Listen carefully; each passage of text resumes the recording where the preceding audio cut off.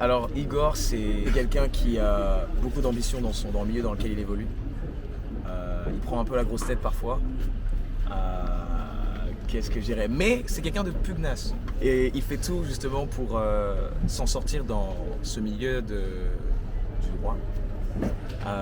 Mais il va se rendre compte qu'à un moment donné, c'est un peu plus compliqué. Il va prendre d'autres chemins, dont celui de la télé, peut-être parce qu'il a envie de célébrité, au fond. Qui sait? Voilà. Ok. Who knows? You know?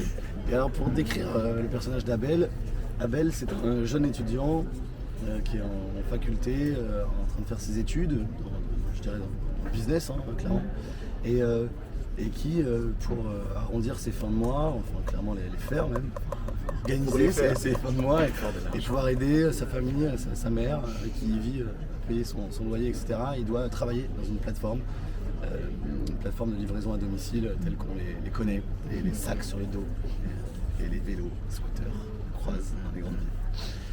Voilà. Et il va se retrouver pris dans une espèce de tourbillon infernal. Il va être confronté à la violence de la société à cause d'une histoire, et cette histoire, pour la connaître, il faut regarder la série.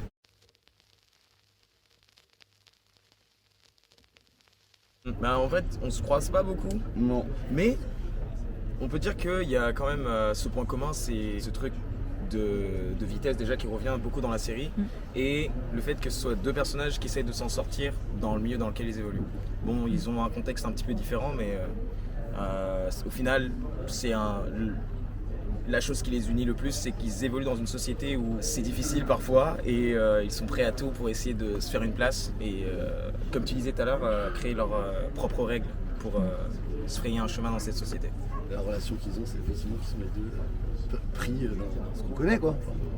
Dans la vie. Dans la vie. Ils sont tous les deux vivants dans la société telle qu'on la connaît. Il y a beaucoup de gens qui vont peut-être penser, surtout je dirais des personnes de la diaspora africaine, que ça pourrait être une série cliché, que c'est peut-être stéréotypé, mais je dirais que c'est tout l'inverse. Et d'ailleurs c'est pour ça aussi que j'ai vraiment accroché avec le rôle, c'est parce que pour une fois dans le cinéma et la télévision en France, je trouve que le personnage, le noir, n'est pas représenté de façon uniforme, mais on montre aussi la nuance.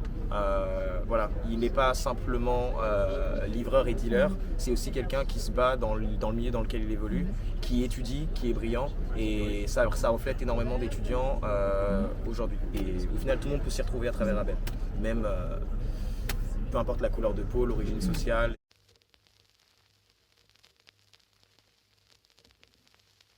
Moi je pense effectivement que c'est super nécessaire comme série dans le sens où ça traite de quelque chose auquel on est tous confrontés, et c'est important de se sensibiliser vis-à-vis de ça, de n'importe quel bord politique on soit, de n'importe quel endroit d'où on vienne.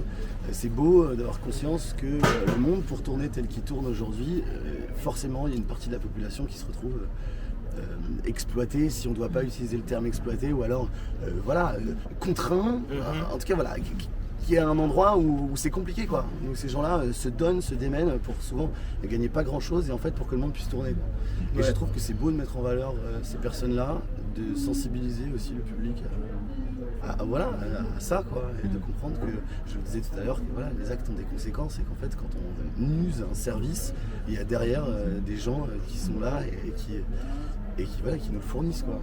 Donc ne pas oublier que c'est comme ça que ça fonctionne. Pour rebondir sur ça, cette série elle nous rappelle qu'en fait, il ne faut pas oublier l'humanité de l'autre. Et c'est vrai qu'avec ces applications, je dirais qu'Abel il devient presque une sorte de machine à travailler pour la machine. Et pareil pour Igor. Et parce qu'on évolue dans une société où il faut qu'on aille plus vite pour essayer de donner plus, etc. Bon, ça sonne un petit peu... mais non, il n'y a pas d'axe pris dans cette série. C'est vraiment l'humanité qu'il ne faut pas oublier. Chaque individu fait de son mieux. En fait, cette série, et au 6e épisode surtout, au fur et à mesure, les choses se tendent, et ce dernier épisode, il est vraiment... Ce qu'il donne, c'est, voilà, soyons les uns avec les autres.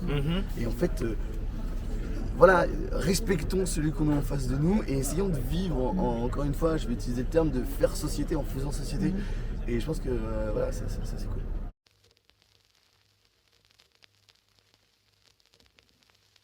Ah ouais, grave. Ouais, j'ai raconté une anecdote. Quand j'ai passé le casting, en fait, je commandais grave avant ces trucs-là. La nourriture le soir et tout, avec ces plateformes. Et en fait, quand j'ai passé le casting, j'ai complètement arrêté. Moi, je suis super superstitieux. Donc, je me disais qu'en fait, ça allait me porter l'œil, que j'allais pas avoir le rôle et tout. Donc, j'ai arrêté. Et une fois, j'ai refait. Après avoir eu le rôle et tout. Et en fait, j'ai culpabilisé de fou. Tu m'étonnes. Quand le livreur est arrivé, je me suis senti trop mal. Je me suis dit, en fait, j'ai dérogé au truc, quoi. Vas-y, c'est terminé ça, c'est terminé. Et donc voilà, donc maintenant je ne commande plus de nourriture grâce à ces applications.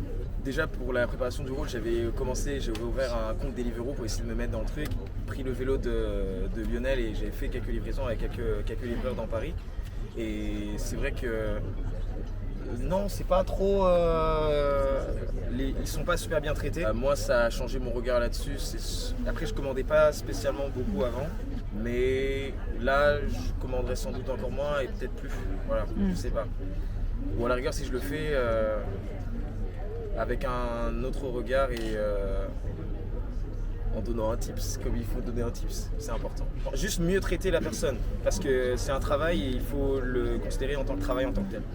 Beaucoup de gens qui travaillent pour ça, en fait, sont des personnes sans papier qui peuvent avoir des travails en France et qui donc sous-louent des comptes que des Français ouvrent avec leur carte vitale, leur papier, leur vrai papier et tout. Et ils sous-louent des comptes et eux gagnent 40% de ce qu'ils devraient gagner normalement. Et les gens qui créent les comptes ont 60% des revenus. En fait. Et c'est quelque chose qui est très très très répandu dans ce système de livraison. Et donc voilà, il faut savoir effectivement quand on utilise ce genre de choses que on va potentiellement servir ce système-là. Ah, littéralement, ouais.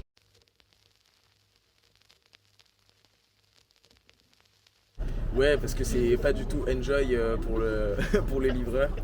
Il y a personne dans la série qui enjoy vraiment ce qu'il fait, je pense. Non, on se débat. Mais en même temps, voilà, enjoy. Prenez votre plat, soyez contents, quoi. Yes. C'est toute la dualité du truc, quoi. Encore une fois, en vrai, on en revient à ça. Ouais. C'est pratique, mais en même temps, ça nique des vies. Enjoy.